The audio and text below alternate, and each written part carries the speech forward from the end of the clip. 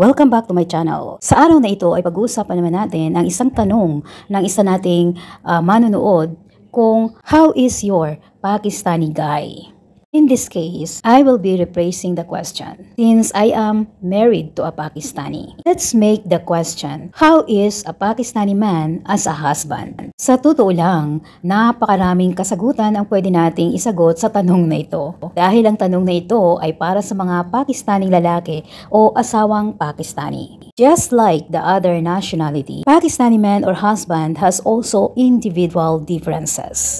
So, ang sagot ko ay ibabase ko na lamang sa kung ano ang aking experience at ang mga experience na na-share ng aking mga kaibigan sa akin na nakapag-asawa ng Pakistani. At ganon din naman ng mga kamag-anak na babae ng aking asawa na ang asawa ay katulad nilang Pakistani. Bago tayo magpatuloy, gusto ko lang magbigay ng kaunting informasyon. Bakit ang mga dahilan na ito o ang mga maaaring pwede kong sabihin sa mga lalaking Pakistani o nasasabi natin o masasabi natin tungkol sa mga lalaking Pakistani ay ganito. So, bigyan muna natin ng dahilan kung bakit. Ito kasi yon. Dito sa Pakistan, napaka-importante o napakalaking impluwensya ang kultura na apektado ng kanilang relihiyon. Katulad ng aking laging sinasabi, ang kultura ng Pakistan ay na-impluwensyahan na ng napakaraming kultura na nagmula sa ibang bansa. Kabilang banda, kahit na sila ay na-impluwensyahan na ng ibang kultura galing sa ibang bansa, napakarami pa rin kulturang hindi nila maiwan o maipagpapalit sa ibang kultura. Tulad halimbawa nung kung paano nila itrato ang kanilang mga anak na lalaki. Ang anak na lalaki ay napaka-importante sa pamilya ng isang Pakistani. Makikita mo talaga ang kaibahan ng pagtrato nila sa mga anak na lalaki kaysa mga anak na babae. Dating sa pag-aalaga at respeto. Although hindi naman lahat, lalong-lalo na pagdating sa ina. Iba yung pagmamahal o aruga na pinapakita nila sa kanilang mga anak na lalaki. Ganon din sa isang ama. Ang anak na lalaki ay pride ng pamilya. At hindi lang yan. Sa isang pamilya, ang karamihan sa mga tiyahin, kapatid na babae, at iba pang kamag-anak na malapit sa kanila ay malaki ang respeto, pagpapakita ng pag-aaruga at pag-aalaga ng lalaking miyembro ng pamilya. Short, karamihan sa kanila ay pampered ng pamilya. Naman, karamihan sa kanila ay lumalaking feeling superior. Karamihan sa kanila ay talagang umaasa sa mga babae pagdating sa kanilang mga pagkain, kasuutan at ano pa mang bagay na dapat ay gawain ng babae sa loob ng tahanan. Karamihan sa kanila ay hindi mo maaasahan sa loob ng tahanan o sa mga gawaing pantahanan. Katulad halimbawa ng paglilinis, pagluluto lalong-lalo na, o paglalaban ng mga gamit o pagtulong sa mga gawaing bahay. Karamihan sa kanila ay hindi sinasanay sa mga ganyang gawain. Kaya naman ang masaklap, habang lumalaki ang batang lalaki, ay ito ang kanyang kinalalakihan, na ang mga babaeng miyembro ng pamilya ang dapat gumawa ng mga bagay na ito. Ang mga lalaki ay dapat pagsilbihan ng mga babae. Tulad ng sinabi ko, hindi lahat. Marami na rin ngayong mga ina, lalong-lalo na yung mga open-minded, na hinahayaan nilang matuto ang kanilang mga anak ng mga gawaing bahay or matutong irespeto ang mga kapatid o kamag-anak na babae. Masaklap, mas nakararami pa rin ang hindi. Kung ibabase natin ang aking mga sasabihin tungkol sa mga asawang lalaki o mga lalaking Pakistani, may idea ka na kung ano ang dapat mong i-expect kung anong klaseng asawang lalaki o anong klaseng lalaki ang isang Pakistani. At ito ang aking masasabi. Ayon sa aking mga experiences, nakikita at mga naririnig sa aking mga kaibigan at sa mga Pakistaning babae na nagsishare ng kanilang mga problema tungkol sa kanilang asawang lalaki, ay siya kong ibabahagi sa inyo. Ang una at gusto kong ibahagi ay ang about sa aking asawa. Kung ano bang klaseng asawang Pakistani ang aking asawa. Ang asawa ko ay nag-iisang anak na lalaki. Palit, hindi ko masasabing siya ay spoiled. Although, ang kanyang ina ay may pagka-conservative. Pero dahil siya ay nakapag-aral at open-minded na, ay naatuto siya habang siya ay lumalaki o tumatanda na dapat ay ganito at dapat niyang i-adjust ang sarili niya sa kultura ng ibang lahi. Katulad halimbawa ng lahi namin bilang Pilipino. Hindi ko alam kung natuto na lang siya dahil nakapag-asawa siya ng Pilipina, pero simula na maging asawa ko siya, ito na yung nakita ko sa kanya. Ang asawa ko ay marunong sa mga gawaing bahay, maglinis, maglaba, at mag-alaga ng mga bata. Ang hindi lamang niya magawa ay ang pagluluto, maliban sa pagluluto ng itlog at ng tea. Ang isa pa sa magandang ugalian o ugali ng asawa ko ay ang sinusubukan niyang tikman o kainin kung ano mang niluluto ko sa hapagkainan. Kahit pa ito ay mga Pilipinong pagkain. Loob ng 21 years naming pagsasama, never kong narinig na nagreklamo siya sa pagkain aking niluluto. Kung ano man ang lasa nito o kung ayaw ba niya o hindi. May way siya kung paano niya sasabihin sa akin kung kakaiba ang lasa ng pagkain. Pero never niya akong inaway o ipinahiya dahil hindi niya gusto ang aking niluto. Alawa, kahit nasa kultura nila ay kailangang ang mga babae ang siyang magsilbi sa kanyang asawa. Tulad halimbawa ng pagdating niya sa bahay galing sa trabaho, kailangang bigyan ko siya ng tubig bilang asawa. Ipaghanda ng pagkain kahit anong mangyari, kahit na masama pa ang iyong pakiramdam. Kasi trabaho mo yan bilang isang babae. Mga bagay na ito ay hindi pinapagawa sa akin ng aking asawa. Dahil para sa kanya, ang katwiran niya, siya ay may mga sariling kamay at kaya niyang gawin ang pagkuha ng tubig. Yun nga lang syempre, pagdating sa pagkain, dahil wala naman akong ginagawa, isa lamang akong plain housewife at nasa bahay lang. Natural na ako dapat ang magsilbi ng magluto ng makakain at magbigay ng makakain niya dahil sabay-sabay din naman kaming kakain. Pero kapag masama ang aking pakiramdam, ibang usapan na yan.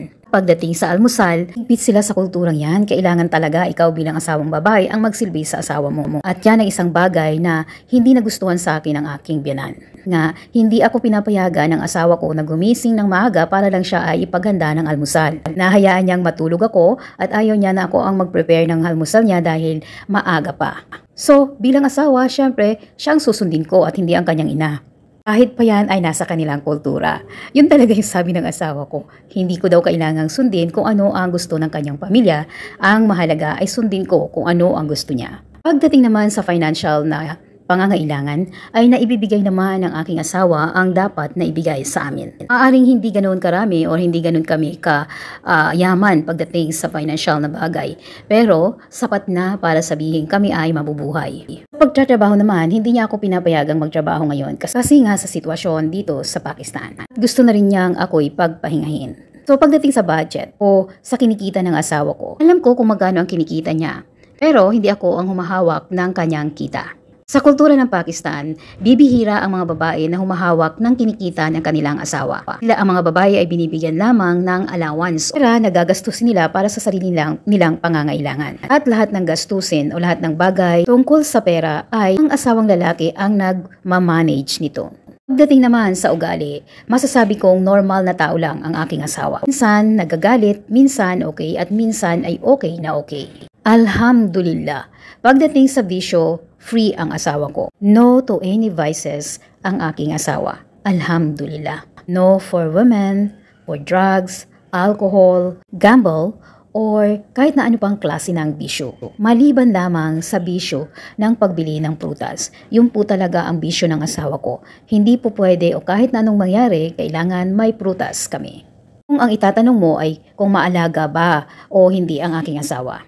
Noong first, second, third year ng aming pagsasama, medyo aloof or medyo naaalangan pa ang asawa ko sa pag-aalaga sa akin. Pag ako ay may sakit o may nararamdaman. Siguro dahil hindi siya sanay na mag-alaga ng isang babae dahil nga sa kultura nila. Pero habang tumatagal at noong siya na ang nag-aalaga sa aming mga anak dahil ito ay mga babae, iba yung pananaw niya sa buhay.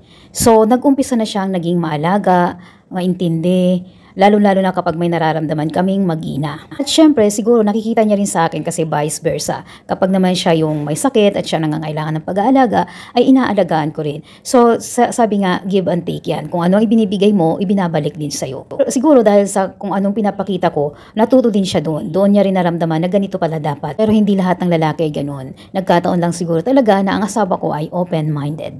Alhamdulillah, dahil habang tumatanda kami at habang tumatagal, naging lalong maalaga at mapagmahal ang aking asawang Pakistani, hindi lamang sa akin, kundi lalong-lalo na sa kanyang mga anak. At tanggap na tanggap niya na ang kanyang mga anak ay babae. Take note po, dito sa Pakistan, mas marami pa rin ethnical races, tribes, or caste. Ang mas gusto ay anak na lalaki. Pag ang anak ay babae, hindi nila ito masyadong binibigyan ng atensyon. Yan po ang klase ng lalaking Pakistani na asawa ko. Ngayon kung pupunta tayo, aalamin natin ang ugali pa ng ilan pang mga Pakistani. Napakarami, iba't iba po yan. Nga, kung ibabase ko sa mga kwento ng aking mga kaibigan at mga Pakistaning babaeng kakilala ko, ito ay nagpapakita ng iba't ibang klase ng Pakistaning lalaki. Mayroong istrikto, kuripot, at napaka-istrikto o napaka-kuripot. At mayroon din namang hindi mabait, open-minded, maalaga, at gumagawa ng mga gawaing bahay. Nga lamang, mas marami pa rin ang lalaking dominante. Kasi nga, doon sa kung paano sila pinalaki. Katulad ng mga sinabi ko sa una o from the beginning, kung paano sila inaaruga at inaalagaan ng mga kaanak na babae. Dahil sa sobrang pag-aalaga, respeto at pagtingin sa kanila ay kakaiba na lumalaki silang dominante at superior. O hanggang sa mag-asawa sila nadadala pa rin nila yung ganong kaugalian. Kung ang itatanong nyo naman ay kung may mga manluloko ba sila. Itong bagay na ito ay hindi natin pwedeng i-generalize. Mayroong manluloko at mayroong hindi. Depende rin yan sa tao, wala yan sa lahi. Talagang mayroong mga tao na talagang manluloko.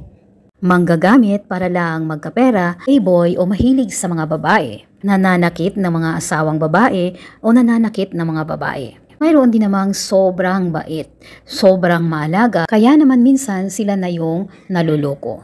So, depende yan. Yun nga lamang ang masaklap kapag kasi dito sa Pakistan. Hirap kilalanin ng isang lalaki personally kasi nga hindi ka pwedeng maging close sa kanila until unless asawa ka na. Mahirap alamin kung ano ba talaga ang ugali nila bago mo sila maging asawa.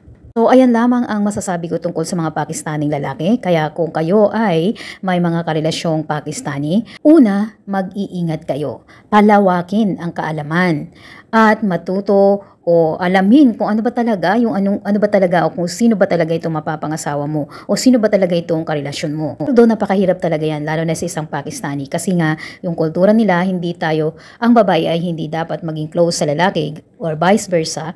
Ang lalaki ay hindi pwedeng maging close sa babae kung hindi pa kayo mag-asawa. So, this is all for today and thank you so much for watching. If you are new to my channel, please don't forget to subscribe, like, and click the notification bell so that you will be notified for the next video that I am going to upload. Thank you and bye for now.